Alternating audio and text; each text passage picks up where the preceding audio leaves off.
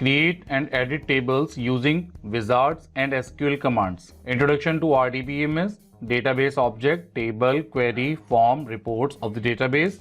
Terms in database, table, field, record. How we can create table using wizard option, and how can we create a table using DDL commands, SQL queries. So in this session, in this video, we will cover the practical portion on the base application. How can we create a table on the base software, and how can we create a table also with the SQL queries in the base application or MySQL application. We have already created SQL queries videos on DDL and DML commands with the MySQL application. In the video description, you will find the videos for the DDL and DML commands queries and the detailed discussion of the database management system. Now we are talking about the base application. So RDBMS, primary key, how can we set the primary key? Let's start with the PowerPoint presentation. So the session 2, database management system, create and edit tables using wizards and SQL commands. So first we will understand some main major points before we done the practical session. A table. A table is a set of data elements that is organized using a model of vertical columns and horizontal rows. Vertical columns, top to bottom. Horizontal rows, left to right. A table has a defined number of columns but can have any number of rows. Each row is identified by the values appearing in a particular column, identified as a unique key index और the key field. Table basically हो क्या रहा है कि जो आपका columns और रोज दोनों का कॉम्बिनेशन है वो आपका टेबल है. एक्सेल की आप शीट देखते हैं तो एक्सेल की शीट आपका टेबल का काम करती है. एक्सेल की शीट पर जो आप देखते हैं रोज होती हैं, कॉलम्स होते हैं ABCDEFG, तो ये आपके कॉलम्स जो आपको टॉप पर नजर आते हैं. लेफ्ट हैंड साइड पर आपको 1 2 3 उसके कॉलम्स नजर आते हैं. इसी तरीके से बेस एप्लीकेशन में भी आपकी टेबल क्रिएट होती है और टेबल में आपका डेटा स्टोर होता है. A table is a set of data elements values that is organized. इसमें क्या रख रहे हैं हम, वैल्यूज को हम यहां पर पुट कर रहे हैं और ये वैल्यू ही हैं जो आपके डेटाबेस पर काम करने वाली हैं. जितनी भी हम क्वेरीज चलाएंगे तो मेन थिंग हो गया आपका वर्टिकल कॉलम्स और हॉरिजॉन्टल रोज. कॉलम्स, फील्ड, एट्रीब्यूट, अब तीनों का मतलब लगभग सेम है. या तो हम इन्हें कॉलम के नाम से कॉल करेंगे, फील्ड बोलेंगे, या फिर हम इन्हें एट्रीब्यूट्स बोलेंगे. A column is a set of data, values of a particular simple type, one of each row of the table. The column provides the structure according to which the rows are composed. Practically session में अगर हम इसको समझते हैं तो आपने attendance register देखा होगा जिसमें ऊपर लिखा होता है रोल नंबर, नेम और एक डेट डली होती है. फिर आपके टीचर आपकी अटेंडेंस लेते हैं, बोलते हैं भाई ABCD जो भी आपका नाम है, तो आप बोलते हैं यस प्रेजेंट, जी मैं अवेलेबल हूं. तो फिर टीचर क्या करता है, उस डेट के आगे आपकी प्रेजेंस लगा देता है. तो ऊपर जो फील्ड हैं जो बताती हैं कि यहां पर आप अटेंडेंस मार्क कर रहे हैं. इट मींस आप कहां पर P लिख रहे हैं, जहां पर प्रेजेंट और डेट डली हुई है. आपका नाम कहां लिखा है, जहां ऊपर नेम लिखा हुआ है. तो ये जो रोल, नेम, डेट, ये जो है ये आपकी फील्ड है. ऐसी कोई भी नेम जो आपके डेटा को बताए कि ये डेटा क्या है, उस डेटा को डिफाइन कर दे, वो आपकी फील्ड कहलाती हैं और हम इन्हें कॉलम के नाम से भी जानते हैं. और ये सबसे ऊपर टॉप मोस्ट पर होती हैं जो आपकी डेटा को एक्सप्लेन करने में, आपकी डेटा को आइडेंटिफाई करने में आपकी हेल्प करती हैं. जैसे एग्जांपल में लिखा सी first name, last name are fields in a row. तो किसी भी रो में जो ये फील्ड होती हैं जो बताती हैं कि आपका ये डेटा यहां पर डला हुआ है. रोज, रिकॉर्ड और टपल, जिन्हें हम लाइन भी कहते हैं, रिकॉर्ड्स भी कहते हैं और टपल्स भी कहते हैं. तीनों का मतलब सेम है. अ रो ऑल्सो कॉल्ड अ रिकॉर्ड और tuple represents a single data item in a table.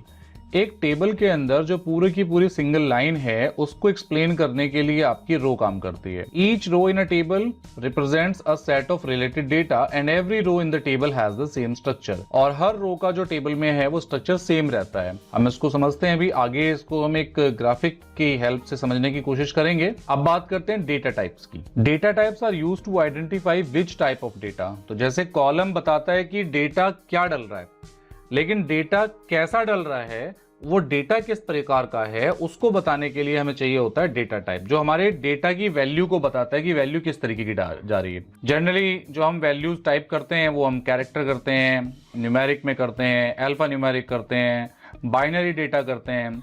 तो डेटा टाइप जो ओपन ऑफिस में दिए हुए हैं वो कुछ क्लासिफाइड कैटेगरीज हैं और उन कैटेगरीज के बारे में एक्सप्लेनेशन है। Numeric type, alpha numeric type, binary type, date time और other variable type. Numeric type, अब यहां पर पहले मैं न्यूमेरिक टाइप बताने से पहले आपको एक्सप्लेन करना चाहूंगा कि टेबल कैसे काम कर रही है। आप देख रहे हैं यहां पर ये लिखा हुआ है नेम, यहां लिखा हुआ है डेटा टाइप, यहां लिखा हुआ है डिस्क्रिप्शन। एक्चुअल में ये एक टेबल है और ये जो पूरी कंप्लीट रो है, सबसे टॉप वाली जो रो है आप देख रहे हैं, ये आपकी फील्ड्स हैं। अब यहां लिखा है नेम, यानी कि ये जितने भी हैं ये सब क्या है, ये नेम है। ये सब क्या है, डेटा टाइप्स हैं। ये सब क्या है, इसकी डिस्क्रिप्शंस हैं। आपको कैसे पता चल रहा है, क्योंकि ऊपर ये चीज लिखी हुई है। तो ये कॉलम है, यही फील्ड है, यही एट्रीब्यूट है जो बता रहा है कि आप किस तरीके का डेटा अपनी टेबल में रख रहे हैं। और अब बात करें, फॉर एग्जाम्पल ये टाइनी इंट क्या है, तो बोले जी ये टेबल की एक वैल्यू है। लेकिन tiny int, tiny integer, store integer range, अगर मैं इस पूरे की पूरी इन तीनों वैल्यूज को एक साथ इकट्ठा कर दूं तो ये बनता है मेरा एक रिकॉर्ड, जिसे हम रिकॉर्ड के नाम से समझते हैं। ये रिकॉर्ड हो गया मेरा। और अगर मैं इसकी बात करूं वर्टिकली, तो ये हो गया मेरा पूरा कॉलम। तो एक जो रो है वो आपकी पूरी लाइन हो गई। रिकॉर्ड, ये भी एक रिकॉर्ड ही हो गया। टपल भी हो गई, इसे हम रिकॉर्ड भी कह सकते हैं, टपल भी कह सकते हैं। ये सब एक रिकॉर्ड्स हैं। जैसे बूलियन, यस नो, वैल्यू 0 और 1, तो ये क्या एक पूरा रिकॉर्ड हो गया। 1 2 3 4 5 6 7 8 9 10, तो इस टेबल में 10 रिकॉर्ड हैं। कितने कॉलम है, 3 कॉलम है, 1 2 3 कॉलम है। तो ये है कॉलम और रिकॉर्ड। और बीच के एक सिंगल की अगर हम बात करें तो ये आपकी सेल वैल्यू कहलाती है या टेबल का डेटा कहलाता है। अब बात करते हैं ऊपर जो हेडिंग लिखी है न्यूमेरिक टाइप। न्यूमेरिक टाइप का डेटा कैसा होता है, ये आपका जो हमने डेटा के कुछ टाइप्स यहाँ लिखे हुए हैं, ये ओपन ऑफिस बेस में सपोर्ट करते हैं। बूलियन, जिसमें आप केवल 0 या 1 वाली वैल्यू लेते हैं, जिसमें आपको ट्रू या फॉल्स, येस और नो चाहिए होता है, जैसे मेल फीमेल। टाइनी इंट, जिसमें 0 से लेकर 255 कैरेक्टर तक के आपको नंबर्स चाहिए। स्मॉल इंट, जिसमें -2 की पावर 15 से +2 की पावर 15 -1 तक का डेटा स्टोर हो सकता है। जनरली हम बूलियन, इंट, बिग इंट भी कभी कभी यूज कर लेते हैं, लेकिन सबसे ज्यादा हम यूज करते हैं बूलियन, और बूलियन से भी ज्यादा यूज करते हैं हम इंटीजर का, याकि हमें इंटीजर वैल्यू लेनी होती है। डेसिमल भी यूज करेंगे जहां पर हमें पॉइंट्स में वैल्यू चाहिए होती है। डेसिमल की भी बड़ी वैल्यू चाहिए होती है तो फिर हम डबल पे आ जाते हैं। डबल थोड़ा सा और ज्यादा बड़ा हो जाता है, फ्लॉट उससे थोड़ा कम है, रियल फिर आ जाता है। लेकिन हम डेसिमल को यूज कर सकते हैं एक सिंपल मैक्सिमम प्रिसिशन लेकर के। तो ये हैं हमारे न्यूमेरिक डेटा टाइप्स, जिसमें हम सबसे ज्यादा यूज करते हैं इंटीजर का, उसके बाद डेसिमल का, देन आपका बूलियन का या फिर डबल का। अब अल्फा न्यूमेरिक की बात करते हैं, जिसमें आपके नंबर भी आ जाते हैं, कैरेक्टर भी आ जाते हैं, यानी कि उनमें कैलकुलेशन नहीं हो सकती। जो न्यूमेरिक थे उनमें कैलकुलेशन की जा सकती है, इनमें कैलकुलेशन नहीं कर सकते क्योंकि ये एज ए कैरेक्टर हो जाएंगे। तो इनके 4 आपके डेटा टाइप हैं इसी में अल्फा न्यूमेरिक में, लॉन्ग वेरकेर, कैर, वेरकेर और वेरकेर इग्नोर केस। अब लॉन्ग वेरकेर क्या है, जिसमें आपकी जो डेटा वैल्यूज है वो बढ़ जाती है। Store of the maximum length of the number indicated by the user, it accepts any UTF-8 character. तो मेमो का मतलब हुआ जब आपको बहुत ज्यादा यानी 255 से ज्यादा कैरेक्टर्स आपको डालने होते हैं। कैर में है टेक्स्ट फिक्स लिखा है। अब ये टेक्स्ट फिक्स और टेक्स्ट दोनों में क्या अंतर है। फॉर एग्जाम्पल जैसे अभी हम बात करें, ये लिखा है यहां पर कैर, CHAR, 1 2 3 4, कितने कैरेक्टर हैं, 4 कैरेक्टर हैं। और अगर आपने वेर कैर में भी लिया 4, यानी दोनों को आपने 4 की अलाउंस दी। लेकिन आपने अगर कैर में लिखते हैं, आप कैर का कोई वेरिएबल आपने डिक्लेयर किया और आपने वहां पर कोई 2 अक्षर का कैरेक्टर लिखा, तो यहां पर 2 अक्षर की कैरेक्टर की जगह और बच गई, क्योंकि 4 कैरेक्टर का स्पेस है। तो ये उस स्पेस को फ्री नहीं करेगा कैर अगर में आप लेते हैं। और अगर वेर कैर लेते हैं और आपने 4 लिया है तो 4 तो उसका स्पेस ऑक्यूपाई है ही है, लेकिन अगर आपने 4 से कम स्पेस लिया तो फिर वो मेमोरी में डेटा को फ्री कर देगा। उसे लगा कि भाई मेरे को मिले 4 थे लेकिन यूज मेरे 2 ही हुए, 2 कैरेक्टर यूज हुए, तो बाकी के 2 कैरेक्टर को मैं एज इट इज छोड़ देता हूं।